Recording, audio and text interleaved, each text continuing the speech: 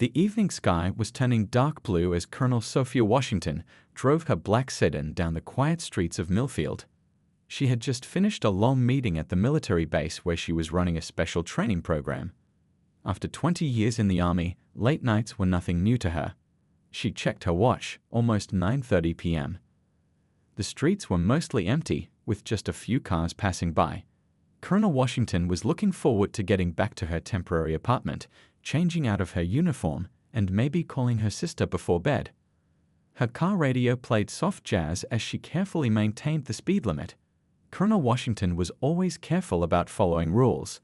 It was part of who she was, both as a military officer and as a person who had learned early in life that she couldn't afford mistakes that others might easily get away with. The flash of blue lights in her mirror caught her by surprise. Colonel Washington frowned slightly, wondering why she was being pulled over. She had been driving exactly at the speed limit, and her car was in perfect condition. Still, she did what she had always done when stopped by police. She pulled over immediately, turned down her music, rolled down her window, and placed both hands on the steering wheel where they could be easily seen. She watched in her side mirror as the police officer approached. He was a white man with a serious face, walking with stiff movements. His right hand rested near his gun, which seemed unnecessary for a simple traffic stop. "Good evening, officer," Colonel Washington said politely when he reached her window. The officer, his name tag read Reeves, looked at her with cold eyes. His gaze moved briefly to her uniform with its colonel's eagle insignia, but his expression didn't change. "License and registration," he demanded, his tone sharp and unfriendly. Colonel Washington nodded and said, "Of course. My registration is in the glove compartment. I'm going to reach for it now." She moved slowly, taking out her wallet first and removing her driver's license, then carefully opening the glove compartment to retrieve her registration. Throughout this process, Officer Reeves watched her with unusual intensity, as if expecting her to do something wrong. "Here you are, officer," she said, handing him the documents. "May I ask why I was pulled over?" Officer Reeves took the papers without answering her question. He studied her license for much longer than necessary, glancing between the photo and her face several times. "You're military?" he finally asked, though her uniform made this obvious. "Yes, I'm stationed at Fort Marshall, just outside of town. I'm overseeing the new tactical training program there." Her voice remained respectful but firm. Officer Reeves seemed unmoved by this information. "What are you doing in this neighborhood?" "This is a long way from the base." Colonel Washington kept her composure despite the officer's tone. "I'm staying at the Riverdale Apartments while I'm assigned here. I'm heading home from a late meeting." The officer looked up and down the street, then back at her, his eyes narrowing slightly. "We've had reports of suspicious activity in this area." Colonel Washington noticed another police car pulling up behind Officer Reeves' vehicle. This seemed excessive for a routine traffic stop. "Step out of the vehicle," Officer Reeves suddenly ordered. Colonel Washington blinked in surprise. "May I ask why, officer? I don't understand what the problem is." "Step out of the vehicle now," he repeated, his voice hardening. "That's an order." The choice of words, "that's an order," struck Colonel Washington as deliberate, perhaps mocking her military position. She knew her rights, but she also knew from both personal and shared experience how quickly these situations could escalate. "I understand, officer," she said calmly. "I'll step out, but I would like to know the reason for this stop." As she carefully unbuckled her seatbelt, Colonel Washington felt a familiar knot in her stomach, the tension that came from knowing that despite her rank, her accomplishments, and her spotless record, in this moment she was simply being judged by the color of her skin. What should have been a routine interaction was quickly becoming something else entirely, and Colonel Washington could sense that this night was about to become very long indeed. Colonel Washington stepped out of her car slowly, the gravel crunching under her polished military boots. She stood tall in her uniform, her shoulders straight, just as she had been taught at the academy years ago. The night air felt cold against her face as she faced Officer Reeves.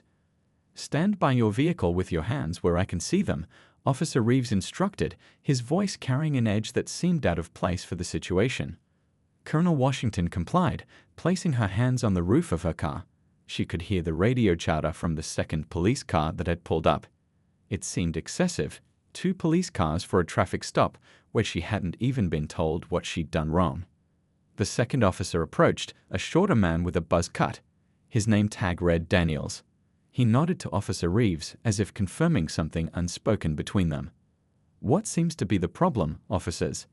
Colonel Washington asked again, her voice calm but firm. "I believe I was driving within the speed limit and following all traffic laws." "We'll ask the questions here," Officer Daniels replied, walking around her car and peering into the windows. "This vehicle matches a description we received earlier today." Colonel Washington frowned. "A description of what?" "My car is a standard issue vehicle provided by the military." Officer Reeves ignored her question and spoke into his radio, requesting yet another unit. Within minutes, a third police car arrived, its flashing lights creating a scene that was drawing attention from the few passing cars on the road. Some drivers slowed down to look, and Colonel Washington felt a wave of humiliation wash over her. "I'm going to need to search your vehicle," Officer Reeves announced, not asking for permission.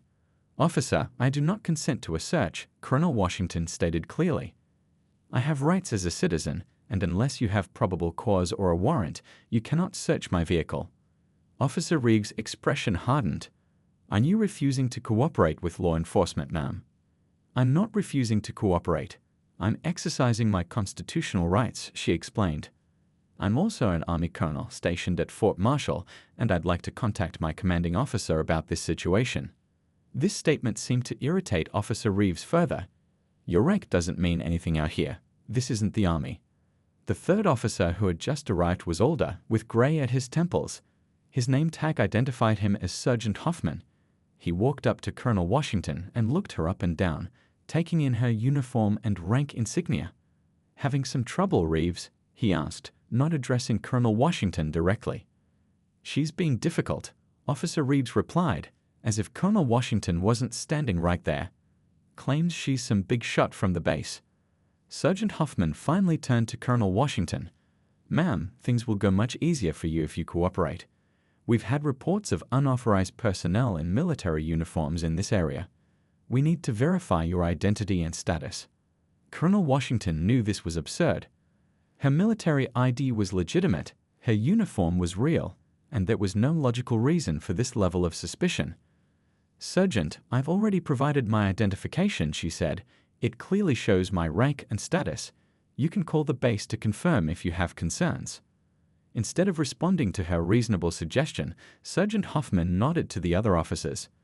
Before Colonel Washington could react, Officer Reeves pulled her arms behind her back while Officer Daniels took out a pair of handcuffs. "What are you doing?" Colonel Washington asked, shocked by this turn of events. "This is completely unnecessary."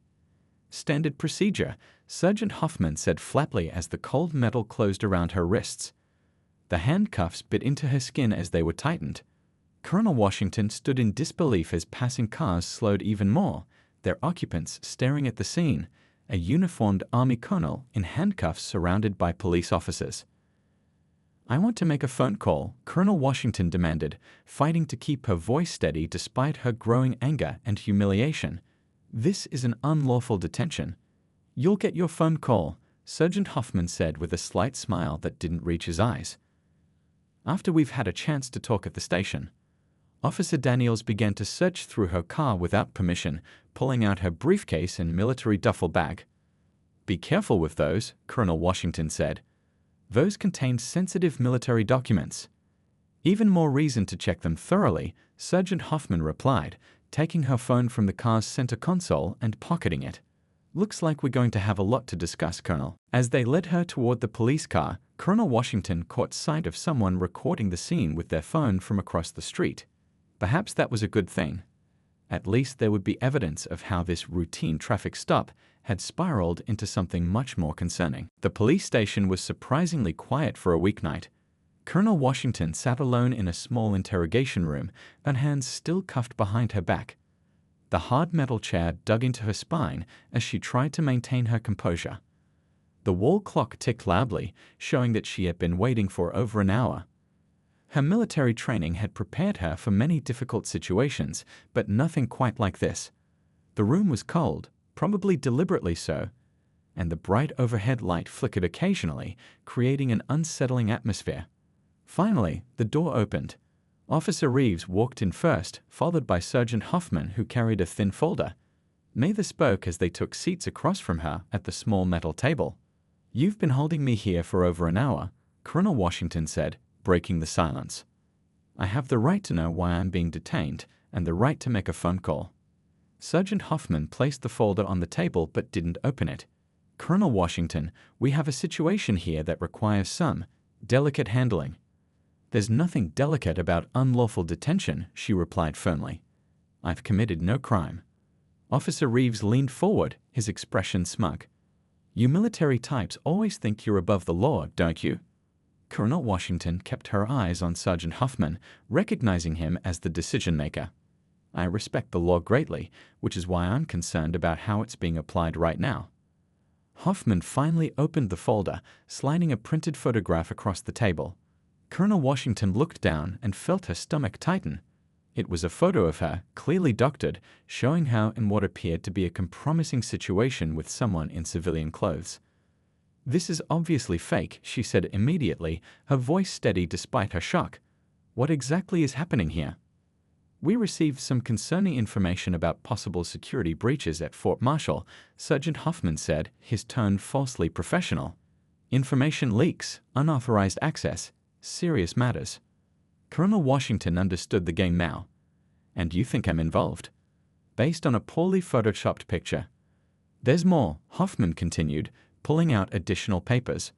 "Financial records showing unusual deposits. Communications with individuals of interest." Each document he showed her was more ridiculous than the last, obvious forgeries that wouldn't stand up to even basic scrutiny.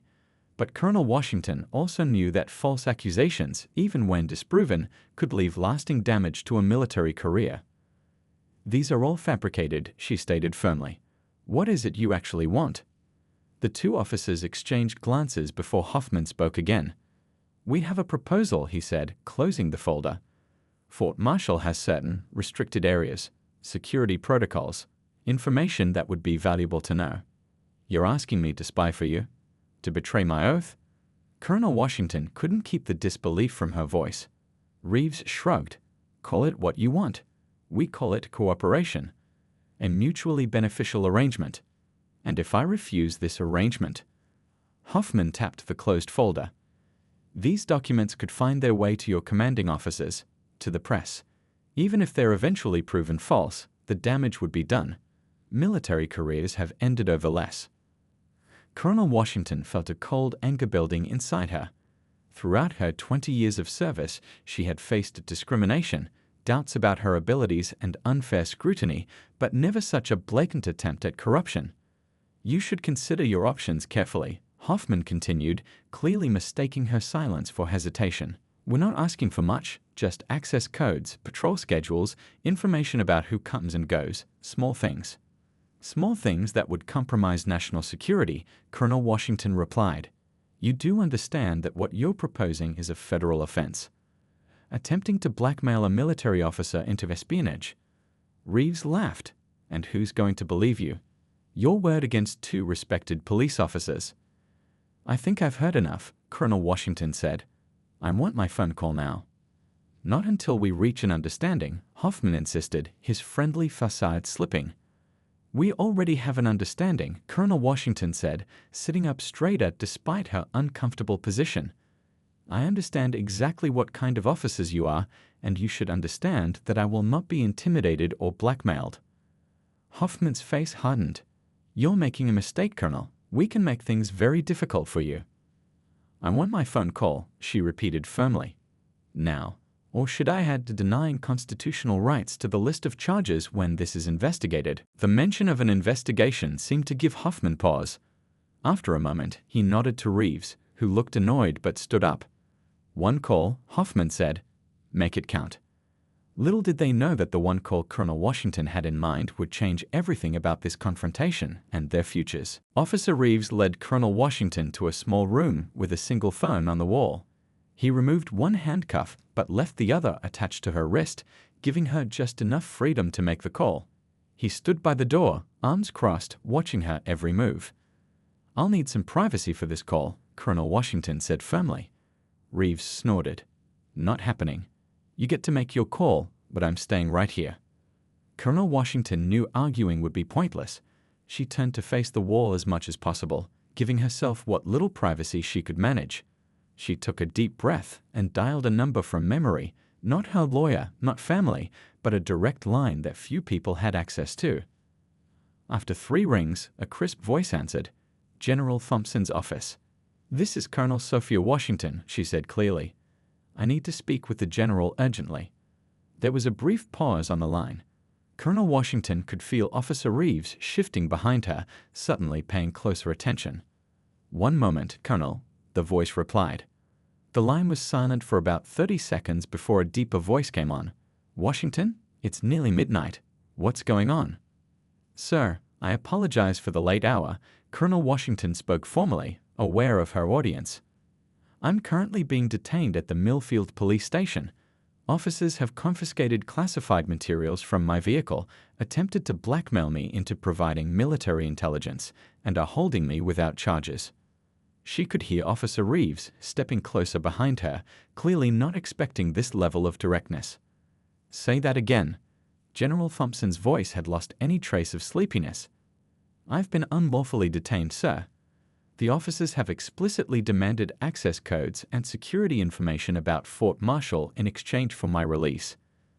They fabricated evidence they're threatening to use against me if I don't cooperate. That's enough, Officer Reeves snapped, reaching for the phone. Colonel Washington turned her body to block him. The officers are Sergeant Hoffman and Officer Reeves of the Millfield Police Department. They've been holding me for over an hour and... Reeves grabbed her arm roughly. I said that's enough. Is that one of them now? The general asked, his voice sharp and clear enough that Reeves could hear it. Colonel Washington held the receiver out.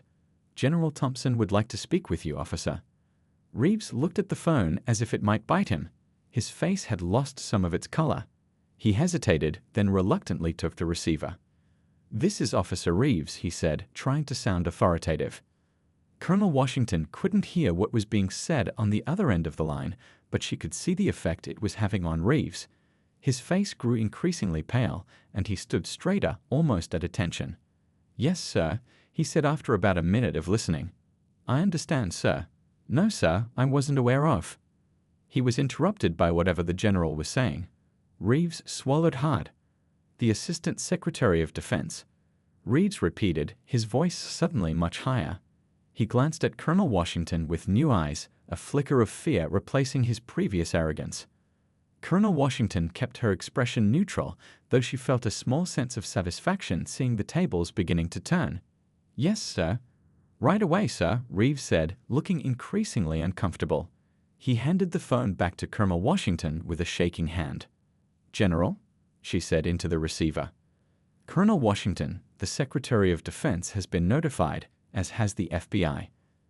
A military police unit from Fort Marshall is being dispatched to your location immediately. I've made it clear to Officer Reeves that any classified materials must remain untouched and that you are to be released from custody immediately. Is that happening? Colonel Washington looked at Reeves, who was now unlocking her other handcuff with fumbling fingers. Yes, sir, it appears so. Good, stay on the line. I want to speak with whoever's in charge there. That would be Sergeant Hoffman, sir. Then I suggest Officer Reeves fetch him immediately. Reeves was already heading for the door, moving quickly like a man who had just realized he was standing on thin ice. One more thing, Washington, the general added. Those documents you were transporting, they're related to the investigation we discussed last week, aren't they? Yes, sir, Colonel Washington confirmed, suddenly understanding that this might be more than random harassment. The equipment theft investigation. Interesting timing for a traffic stop, wouldn't you say? Colonel Washington watched through the room's window as Officer Reeves hurried down the hallway to find Sergeant Hoffman. Very interesting indeed, sir. The next morning, the Millfield police station buzzed with unusual activity. Men and women in dark suits moved efficiently through the building, setting up equipment and interviewing officers. 2 military police vehicles were parked outside, their presence drawing curious stares from passers-by. Inside the station's main conference room, Colonel Washington sat with perfect posture, her uniform now back in perfect order. Across from her sat Agent Rivera from the FBI, a stern-faced woman with intelligent eyes who had been taking detailed notes for the past hour. "Let me make sure I understand correctly, Colonel," Agent Rivera said, reviewing her notes. "You believe this wasn't a random traffic stop, but specifically targeted because of the investigation you're conducting?" Colonel Washington nodded. "The timing is too convenient. I've been looking into missing equipment from Fort Marshall, specialized communications gear worth millions. Yesterday was the first time I transported documents about the investigation off base. And nobody knew you would be traveling with those documents." "Not many people," Colonel Washington replied, thinking carefully. "My commanding officer, my assistant, and the base security team who logged the documents out." The door opened, and Chief of Police Robert Keller walked in. He looked like he hadn't slept all night, his tie loose and his eyes bloodshot. Behind him was a military officer, Colonel Washington, recognized as Lieutenant Colonel Davis from the Criminal Investigation Division. "Colonel Washington," Chief Keller said, his voice strained, "I want to personally apologize for the treatment you received last night. I assure you that the actions of Officer Reeves and Sergeant Hoffman do not reflect the values of this department." Colonel Washington studied him carefully. "Were you aware of their actions, Chief Keller?" The chief's face flushed. "I was informed there had been a traffic stop involving a military officer, but the details I received were incomplete." "That's a diplomatic way of putting it," Lieutenant Colonel Davis commented dryly. He turned to Colonel Washington. "We've seized the officers' phones and computers. The techs are going through them now. And you'll be interested to know that we found something in Sergeant Hoffman's locker." He placed a photo on the table. It showed Colonel Washington's car from a distance, clearly taken days earlier in the base parking lot. "They were watching me," Colonel Washington said, the realization settling in her stomach like a cold stone. "It appears so," Agent Rivera confirmed. "And there's more. We're tracing bank deposits made to both officers over the past 6 months. Substantial amounts, far beyond their salaries." Chief Keller looked physically ill now. I don't even know what to say. How many of my officers are involved?" "That's what we're determining," Lieutenant Colonel Davis replied. "But we've placed both Reeves and Hoffman under arrest. They're being held separately for questioning." A young agent knocked and entered the room, handing Agent Rivera a tablet.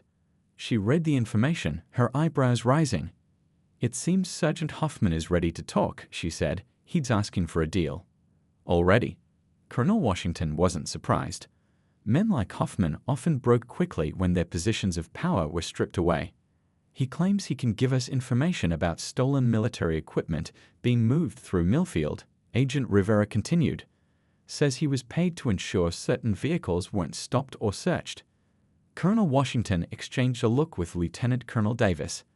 "That matches our investigation. Equipment has been disappearing during transport between bases." Outside the conference room, they could hear raised voices. Through the glass wall, Colonel Washington saw Officer Reeves being led in handcuffs toward an interrogation room.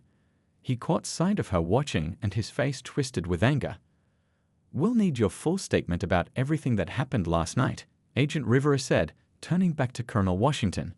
"Every detail, every word they said." Colonel Washington nodded. "Of course. And I should mention that my smartwatch was recording audio during the entire encounter." This information caused all three of them to look up sharply. "You have audio?" Lieutenant Colonel Davis asked, unable to hide his surprise. "Full recording," Colonel Washington confirmed.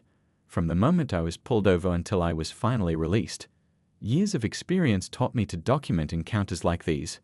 A slow smile spread across Agent Rivera's face. "Colonel Washington, that could be the key to this whole case." Chief Keller shook his head slowly. "I've been chief here for 8 years. How did I not see this happening in my own department?" "Sometimes the hardest things to see are the ones right in front of us," Colonel Washington replied, her voice firm but not unkind. "But now that it's exposed, the question is what you're going to do about it." 3 weeks later, Colonel Washington sat in a federal courthouse watching as Sergeant Hoffman took the stand. The courtroom was packed with military personnel, local residents, and journalists. The case had drawn national attention, not just because of the racial profiling incident, but because of the extensive corruption network it had uncovered. Hoffman looked different now, his confident swagger gone, replaced by the nervous demeanor of a man facing serious prison time. He avoided looking at the 4 other officers seated at the defense table, men who had once been his colleagues and now refused to even acknowledge him. "Mr. Hoffman," the federal prosecutor began, "please explain to the court how the operation to steal military equipment worked." Hoffman cleared his throat. "We had contacts who told us which transport vehicles to leave alone. Our job was to make sure those vehicles weren't stopped for any reason as they passed through Millfield." "And how were you compensated for this service?" "Cash deposits, usually between $5,000 and $10,000, delivered monthly." Colonel Washington listened intently. The investigation had revealed far more than she'd initially suspected. What began as missing communications equipment had expanded to include weapons parts, specialized tools, and even prototype technology worth millions of dollars. "And what happened when you learned Colonel Washington was investigating these thefts?" the prosecutor continued. Hoffman shifted uncomfortably. "We were told to find out what she knew. When we spotted her car that night, it seemed like an opportunity." "An opportunity to do what, exactly?" "To search her vehicle for documents to see how much the military had figured out, and if possible, to pressure her into becoming an inside source." The prosecutor walked closer to the witness stand. "And how did you plan to pressure her?" Hoffman hesitated, glancing briefly at Colonel Washington. "We created fake evidence to threaten her with. Photos, financial records, things that would damage her reputation." A murmur ran through the courtroom. Colonel Washington kept her face neutral, though the memory of that night, the humiliation, the fear, the anger, remained fresh. The testimony continued for another hour, with Hoffman detailing how the corruption had spread through parts of the department over several years. The stolen equipment had been transported to buyers across the country, eventually making its way overseas. During a recess, Colonel Washington stepped into the hallway for some air. She found Chief Keller standing by a window, looking years older than he had just weeks before. "Colonel," he acknowledged her with a nod. "I want you to know that we're implementing all the recommended reforms. Body cameras for every officer, civilian oversight board, new training protocols." "That's good to hear," she replied. "I've submitted my resignation, effective next month," Keller added. "The department needs fresh leadership." Colonel Washington studied him. "What will you do next?" "I'm going to work with police departments in other cities, sharing what happened here. Maybe prevent the same thing from happening elsewhere." He paused. "I should have seen what was happening under my watch. I failed my community." Before Colonel Washington could respond, her phone buzzed. It was a message from General Thompson, Pentagon conference room, tomorrow at 900. "Your report has reached the Secretary of Defense." When the court resumed, Colonel Washington returned to the seat. The courtroom fell silent as one of the defense attorneys began cross-examining Hoffman, trying to paint the department's actions as a few isolated incidents rather than systemic problems. "Isn't it true that only a handful of officers were involved in this scheme?" the attorney asked. Hoffman shook his head.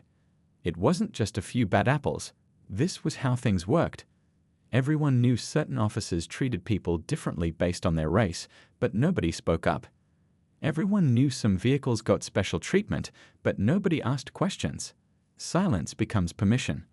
From her seat, Colonel Washington watched as jurors took notes. Many nodded at Hoffman's words about systemic silence. This case had become about more than stolen equipment or her personal experience. It had exposed how corruption could flourish when good people looked the other way. After court adjourned for the day, a young female lieutenant approached Colonel Washington outside the courthouse. "Ma'am, I just wanted to say thank you," she said, "for standing your ground that night, for not letting them intimidate you into silence." She hesitated, then added, "It means a lot to many of us." Colonel Washington nodded, understanding the unspoken meaning.